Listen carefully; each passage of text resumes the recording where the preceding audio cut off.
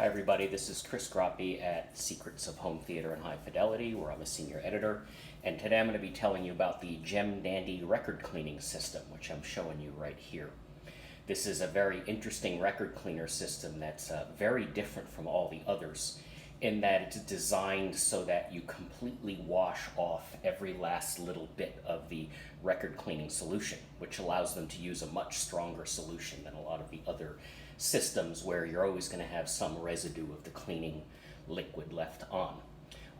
I decided I wanted to review this because I was having trouble with my previous record cleaning system, which were manual brushes and a solution where I never could quite get that residue off the records, and there was always residual surface noise that I really didn't want. And after testing this, I can tell you your records will be absolutely squeaky clean.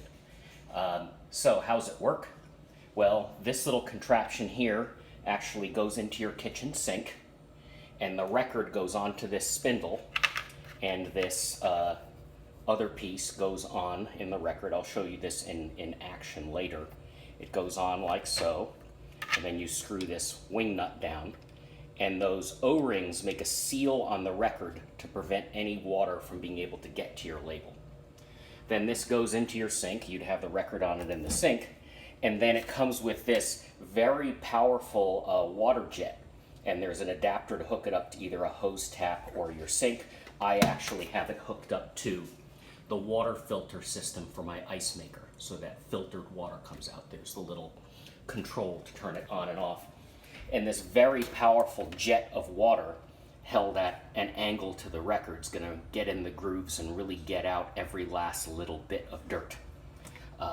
And then there's this proprietary cleaner, which when you smell it, it's very clear that it's a lot stronger than other people's record cleaners, because no residue gets left on after you've washed it off with this jet of water.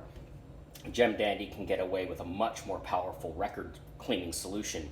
You would normally not want that residue sitting on your records, but because the cleaner is only on your record for about 30 seconds before you completely remove it, it's not a problem. So one of the downsides of this system is, of course, you're washing your records with tap water. And what if you have hard water like we do here in Phoenix? The water in Phoenix is about 17 grains per gallon hardness, which is not as hard as it can get, but it's still pretty hard. So I do one more step. I found this bin on Amazon. It's a long, skinny bin whose depth is just right to submerge the grooves of the record.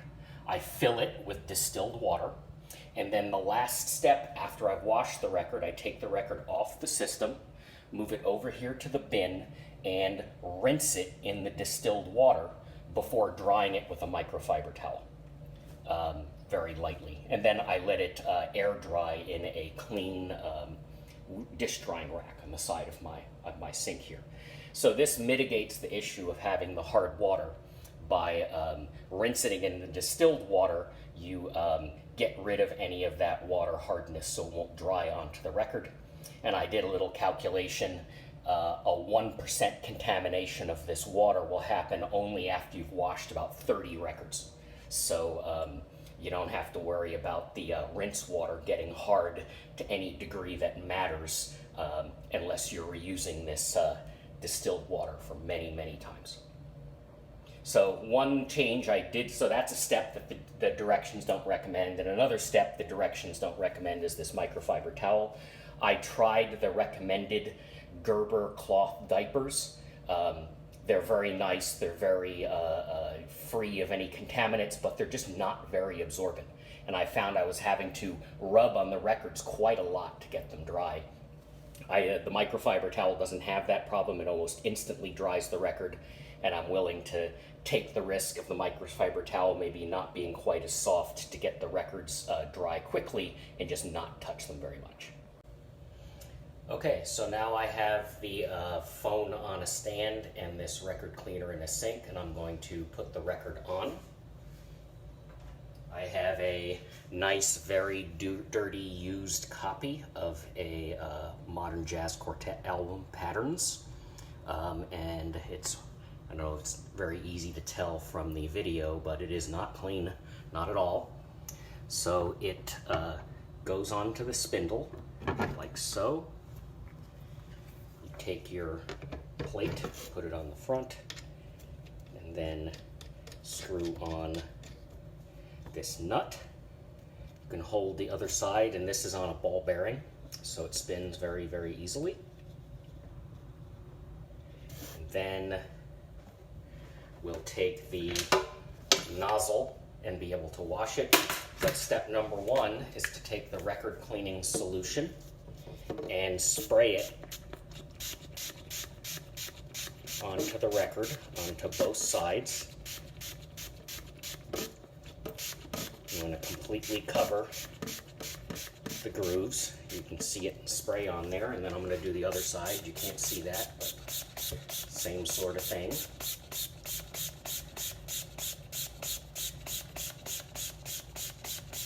Okay, then we let it sit for 1 minute.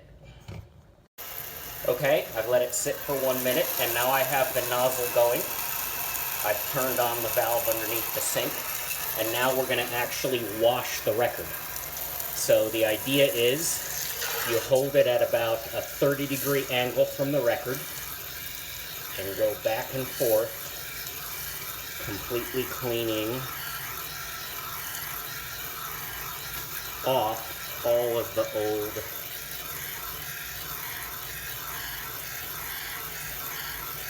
material on the record.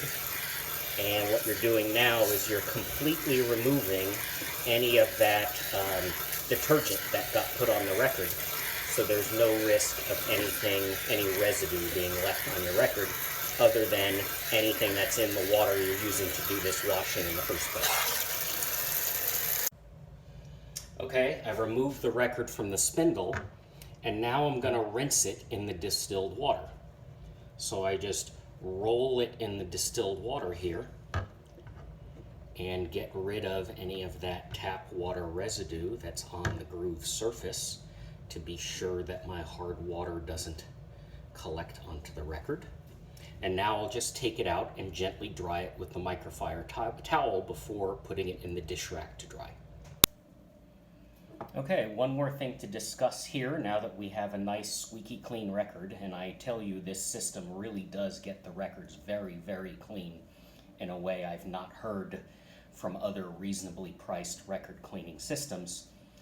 There's still the option of treating your records, and when you buy one of these Gem Dandy record cleaners, you get some of their groove lube material. Now, this is really controversial. A lot of people do not like the idea of putting stuff onto their record surfaces.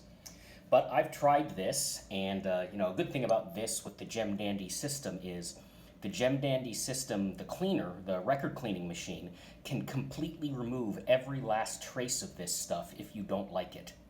So, unlike some of the other record cleaning treatments that essentially harden onto the records and are almost impossible to get off, this stuff is basically an oil, a lubricant, and it'll come right off the record if you run it through the record cleaning system again. So if you don't like what it does, you can just clean it off. So I found where this stuff works the best is on records that you buy used that have surface noise and little scratches and maybe even larger scratches, and they're just not in the finest condition. And this lubricant really does go a long way to reducing how obtrusive that surface noise and those little ticks and pops from the scratches are. I've also tried it on new records. On new records, it really doesn't seem to make that much of a difference. If anything, it might rob just the little tiny bit of detail, although that could just be the first couple of playings after the first application. I've decided to only use this stuff on records that are kind of old and tired and leave my brand new records clean. But a lot of people complain about record cleaning treatments on the internet messing their records up. I think that's almost entirely because they use too much. So let me show you how you do this. You put your record onto the turntable. That'll help you spread it out, and it comes with these nice pads. And all you do is give your pads 1 or 2 sprays. All I put on there is it. And then you rub your pads together. Now we're going to turn the record player on, and you just carefully wipe the record surface with the record. You should basically see almost nothing. Maybe the record surface will get a little bit darker, but that's it. If you actually see that the record surface is wet, you put way, way too much of this stuff on. You should barely be able to tell you did it. And now we'll go to the other side, and we'll take the pad, wipe them together, and go. On the video, I'm sure you can't see at all anything happening, but with your eyes, if you look just right, you can actually see the record surface just get a little bit darker because it has this very, very thin coating of this stuff. When in doubt, use less, not more.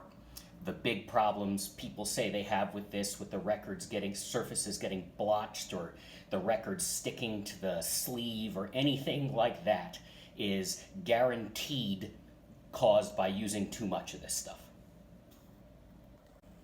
So now we'll talk about another disadvantage of the Groove Lube is when you put it on, it makes lots of static. It makes the surface of your record very staticky, or at least that's what I found.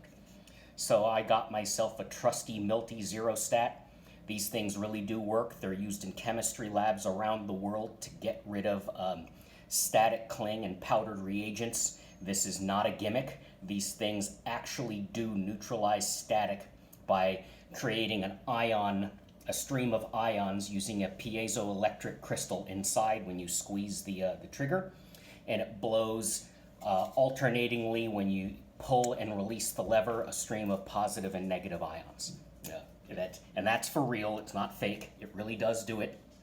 And you just hold it about a foot away from the record and very slowly squeeze. It actually shouldn't click. Sometimes it does, it just clicked there, that means I went a little too fast. It doesn't hurt anything if it clicks, it's just a little less efficient. And then you slowly let go. It'll make a little hissing noise, that's the piezoelectric crystal doing its thing. And you can do that a couple of times.